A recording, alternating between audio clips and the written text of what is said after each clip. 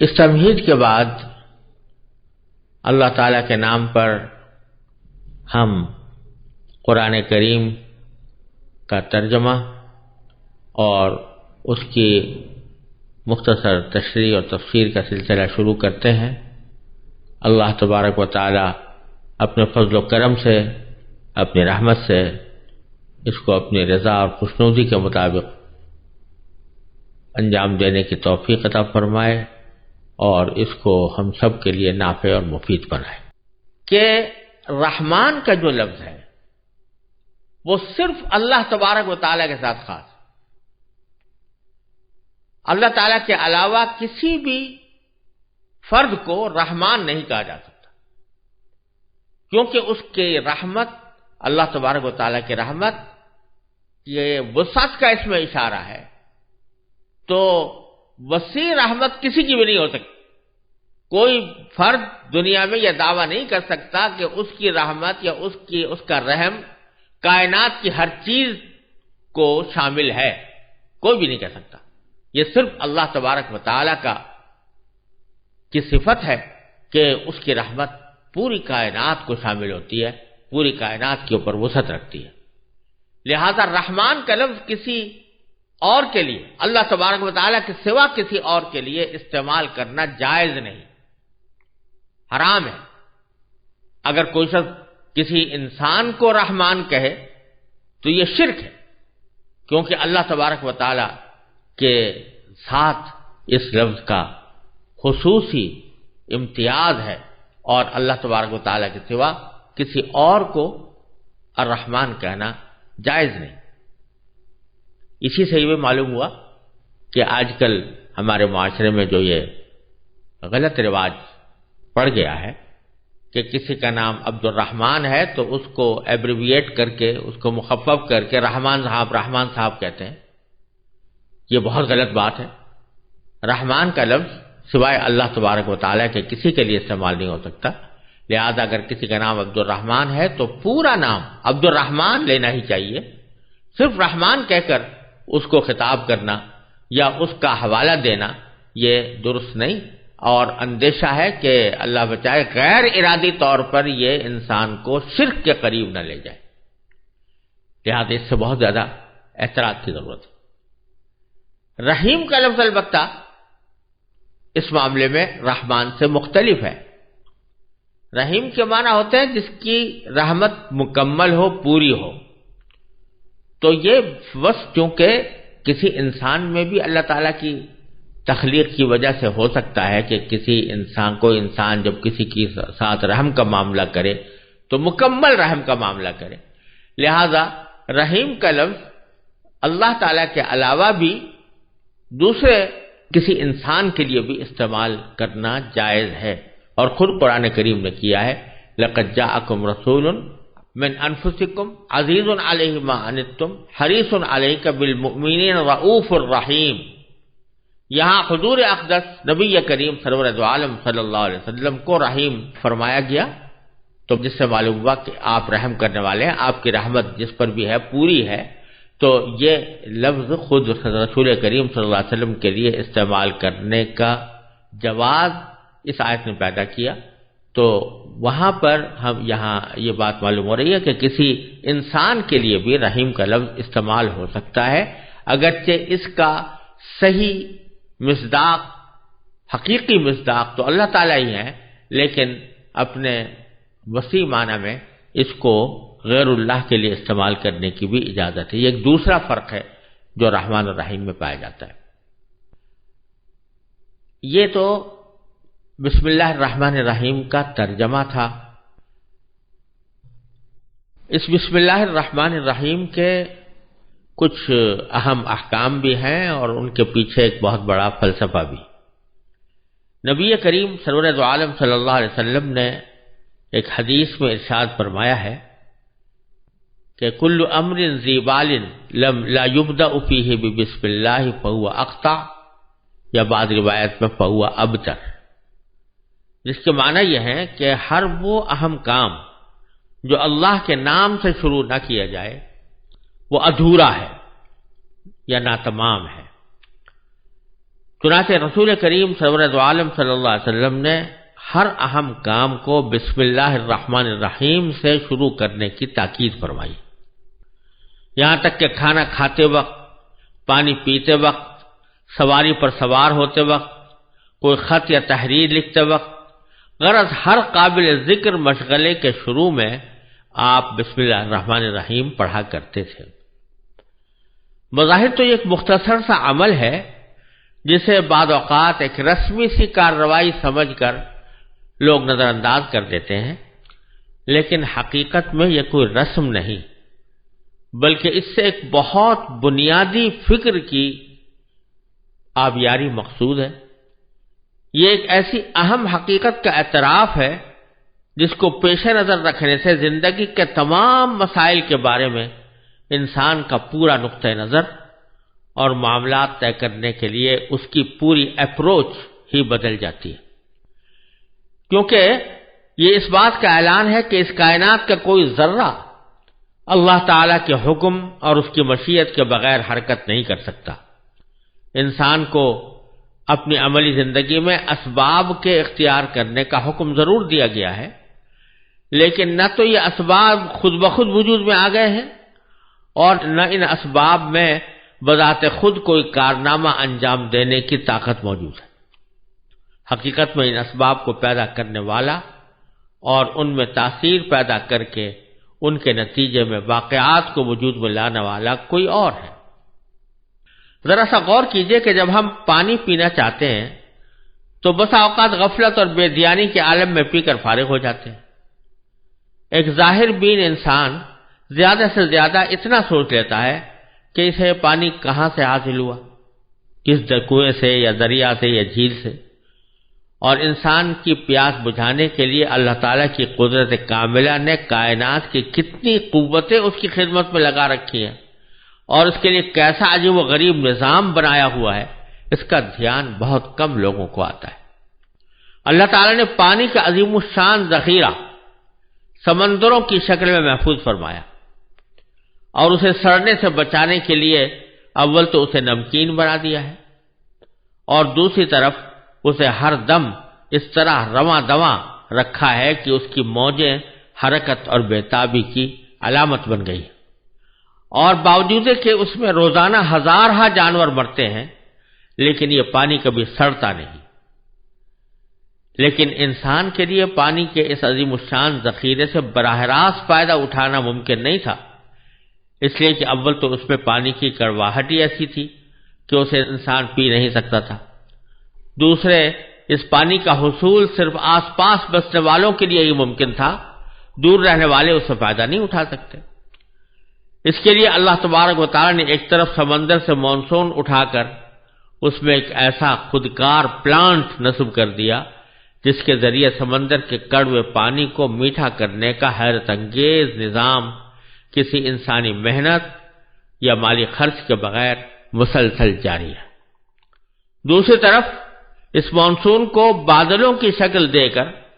اللہ تعالیٰ نے ایک مفت ایئر کارگو سروس فراہم کر دی ہے جس کے ذریعے یہ سیال پانی ہوا میں تیرتا اور سینکڑوں بلکہ ہزاروں میل کی مسافت طے کرتا ہے، اور اس کی فضائی پرواز نے دنیا کے ہر خطے کو سمندر کا پانی میٹھا کر کے سپلائی کرنے کی ذمہ داری لے رکھی۔ لیکن نہ تو انسان یہ برداشت کر سکتا تھا کہ اس پر ہر وقت بادل چھائے رہیں اور بارش برستی رہے،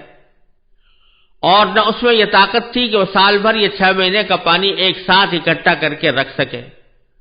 لہذا اللہ تبارک و تعالیٰ کی قدرت و حکمت نے یہ انتظام فرمایا کہ بادلوں کا یہ پانی پہاڑوں پر برسا کر اس کے منجمد ذخیرے برف کی شکل میں محفوظ فرما دیے۔ پانی کا یہ دل فریب کولڈ سٹوریج پہاڑوں کی چوٹیوں پر دلاویز نظارے تو فراہم کرتا ہی ہے، لیکن اس کا اصل کام ہماری پیاس بجھانے کا انتظام ہے۔ اسی کو قرآن کریم نے یہ ارشاد فرمایا کہ افرأیتم الماء الذی تشربون اانتم انزلتموہ من المزن ام نحن المنزلون، کہ ذرا غور تو کرو کہ وہ پانی جو تم پیتے ہو کیا تم نے اس کو بادلوں سے اتارا ہے یا ہم نے اس کو بادلوں سے اتارا ہے۔ ہم ہیں اس کو بادلوں سے اتارنے والے۔ پھر انسان کو یہ تکلیف بھی نہیں دی گئی کہ وہ اس برفستان میں خود جا کر اپنی ضرورت پوری کرے، بلکہ اسے سورج کی گرمی سے پگھلا کر دریا اور پہاڑی نالے بنا دیے گئے، اور اس کے علاوہ پانی کے سوتوں کے ذریعے زمین کے کونے کونے میں ایسی پائپ لائن بچھا دی گئی ہے کہ انسان جہاں سے زمین کھودے وہیں سے پانی برآمد ہو جاتا ہے۔ سمندر سے پانی اٹھا کر اسے پہاڑوں پر محفوظ کرنے اور پھر زمین دوز پائپ لائن کے ذریعے دنیا کے چپے چپے تک اسے پہنچانے کے عظیم الشان سلسلے میں کہیں بھی کسی انسانی عمل یا اس کی فکر و کاوش اور منصوبہ بندی کا کوئی دخل نہیں۔ انسان کا کام صرف اتنا ہے کہ وہ ان بہتے ہوئے دریاؤں یا زمین میں پوشیدہ سوتوں سے اپنی ضرورت کے مطابق پانی حاصل کر لے۔ اگرچہ یہ کام پانی کی سپلائی کے مذکورہ بالا قدرتی اور آفاقی نظام کے مقابلے میں نہایت محدود اور مختصر کام ہے، لیکن اس محدود سے کام کی انجام دہی میں بھی انسان بڑی مشقت اٹھاتا، بہت روپیہ خرچ کرتا اور کائنات کے دوسرے وسائل سے کام لیتا ہے۔ پانی کا ہر وہ گھونٹ جو ہم ایک لمحے میں اپنے حلق سے اتار لیتے ہیں، آب رسانی کے سارے طویل عمل سے گزر کر ہم تک پہنچتا ہے، جس میں سمندر، بادل، پہاڑ، آفتاب، ہوائیں، ندی نالے، زمین اور اس میں پوشیدہ خزانے، اس پر چلتے ہوئے جانور اور بالآخر انسان اور اس کے بنائے ہوئے آلات سب اپنا اپنا کردار ادا کر چکے ہوتے ہیں۔ جب حضرت صلی اللہ علیہ وسلم نے یہ تعلیم دی کہ پانی پینے سے پہلے بسم اللہ الرحمن الرحیم کہو، یا کم از کم بسم اللہ ہی کہہ دو، جس کا مطلب یہ ہے کہ اللہ کا نام لے کر پانی پینا شروع کرو، تو در حقیقت اس کا مقصد یہی ہے کہ پانی کی اس نعمت کے استعمال سے پہلے اللہ تبارک و تعالیٰ کے اس احسان عظیم کو یاد کرو، جس سے تمہارے ہونٹوں تک پانی کے یہ گھونٹ پہنچانے کے لیے کائنات کی کتنی قوتوں کو تمہاری خدمت میں لگا دیا۔ اس پانی کے حصول کے لیے تم نے چند ظاہری اسباب ضرور اپنے عمل اور اپنی محنت سے اختیار کیے، لیکن ان ظاہری اسباب کی رسائی ایک خاص حد سے آگے نہیں تھی۔ اس حد کے پیچھے اللہ تعالیٰ کی ربوبیت کا وہ محیر العقول نظام کام کر رہا ہے، جو انسان کے عمل ہی نہیں، اس کی سوچ اور تصور کی پرواز سے بھی بالاتر ہے۔ پھر ایک عام آدمی کو اس سے زیادہ کسی بات سے سروکار نہیں ہوتا کہ اسے پیاس لگی تھی، جسے اس نے ایک گلاس پانی پی کر تسکین دے دی، لیکن یہ پانی حلق سے اتر کر کہاں جا رہا ہے اور اس کے جسم کی کیا کیا خدمات انجام دے رہا ہے، اس کی طرف عام طور سے کسی کا دھیان بھی نہیں جاتا۔ ذرا غور سے کام لیں تو در حقیقت ہماری جسمانی مشینری کے ایک ایک پرزے کو پانی کی ضرورت تھی، جس کے بغیر یہ مشینری کام نہیں کر سکتی تھی، لیکن چونکہ عام انسان یہ بھی پتہ نہیں لگا سکتا کہ اس کے جسم میں کب پانی کی مطلوبہ مقدار کم ہو گئی ہے، اس لیے قدرت خداوندی نے اسے پیاس کی شکل میں ایک عام فہم میٹر عطا کر دیا، جو ہر عالم و جاہل، شہری اور دیہاتی، یہاں تک کہ ناسمجھ بچے کو بھی خود بخود یہ بتا دیتا ہے کہ اسے پانی کی ضرورت ہے۔ وہ اسے صرف اپنے ہونٹ اور حلق کی ضرورت سمجھتا ہے اور انہی دو چیزوں کو تر کر کے مطمئن ہو جاتا ہے کہ پیاس بجھ گئی، لیکن در حقیقت پانی کا اصل فائدہ اس سے کہیں آگے ہے۔ وہ صرف ہونٹ اور حلق کی ہی نہیں بلکہ پورے جسم کی مانگ تھی۔ وہ حلق سے گزر کر جسم کے ہر اس حصے کو سیراب کرتا ہے جسے اپنی زندگی برقرار رکھنے کے لیے اس کی ضرورت تھی، اور اس طرح جسم کی اندرونی پائپ لائن کے ذریعے وہ پانی سر سے لے کر پاؤں تک ضرورت کی تمام جگہوں تک پہنچایا جاتا ہے، اور پھر جتنے پانی کی جسم کو ضرورت ہوتی ہے اتنا جسم میں باقی رہتا ہے، اور باقی حصہ جسم کی دھلائی کرنے کے بعد اپنے ساتھ مضر اجزاء کو بہا کر دوبارہ جسم سے باہر نکل جاتا ہے۔ مشہور ہے کہ ہارون رشید ایک مرتبہ پانی پینے کے لیے گلاس ہاتھ میں لیے ہوئے تھے۔ وہ اس گلاس کو ہونٹوں تک لے جانے لگے تو قریب ہی بیٹھے ہوئے بہلول مجذوب نے ان سے کہا کہ امیر المومنین ذرا ایک لمحے کے لیے رک جائیے۔ ہارون رشید رک گئے تو بہلول نے کہا ذرا بتائیے کہ اگر شدید پیاس کے وقت آپ کو یہ پانی نہ ملے تو آپ اسے حاصل کرنے کے لیے کتنی دولت خرچ کر دیں گے؟ ہارون رشید نے کہا کہ ساری دولت۔ بہلول نے کہا اچھا اب پانی پی لیجئے۔ جب وہ پی کر فارغ ہوئے تو بہلول نے پھر پوچھا کہ امیر المومنین ذرا یہ بھی بتا دیجئے کہ جتنا پانی آپ دن بھر میں پیتے ہیں اگر وہ سارے کا سارا جسم کے اندر ہی رہ جائے اور باہر نہ نکل سکے تو اسے باہر نکالنے کے لیے یعنی پیشاب کرنے کے لیے آپ کتنی دولت خرچ کر دیں گے؟ ہارون نے پھر کہا کہ ساری دولت۔ اس پر بہلول نے کہا کہ آپ کی ساری دولت ایک گلاس پانی کو جسم میں داخل کرنے اور اسے باہر نکالنے کی قیمت بھی نہیں ہے۔ کہنے کو تو یہ ایک لطیفہ ہے، لیکن واقعتاً یہ ایک ایسی سامنے کی حقیقت ہے جو بدیہی ہونے کے باوجود ہماری نظروں سے اوجھل رہتی ہے۔ یہ تو ایک پانی کی مثال تھی۔ روٹی کے نوالے کو لے لیجئے جو ایک لمحے میں ہم حلق سے اتار لیتے ہیں۔ ایک ظاہر بھی نکاح صرف حد تک جاتی ہے کہ ہم نے اپنے کمائے ہوئے پیسوں سے بازار سے آٹا خریدا اور اسے روٹی تیار کر لی، لیکن بازار تک اس آٹے کو پہنچانے کے لیے کائنات کی کتنی طاقتیں سرگرم رہیں اس کی طرف عموماً نگاہ نہیں جاتی۔ انسان کا کام اتنا ہی تو تھا کہ وہ زمین میں ہل چلا کر اس میں بیج ڈال دے، لیکن کون ہے جس نے اس چھوٹے سے بیج میں ایسا پروسیسنگ پلانٹ لگایا ہوا ہے کہ اس میں سے کوپل پھوٹ نکلی؟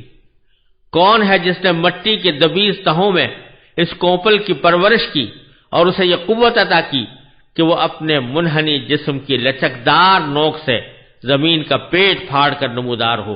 اور ایک لہلہاتی ہوئی کھیتی میں تبدیل ہو جائے؟ پھر کون ہے جس نے اس پر چاند سورج کی کرنیں بکھیری،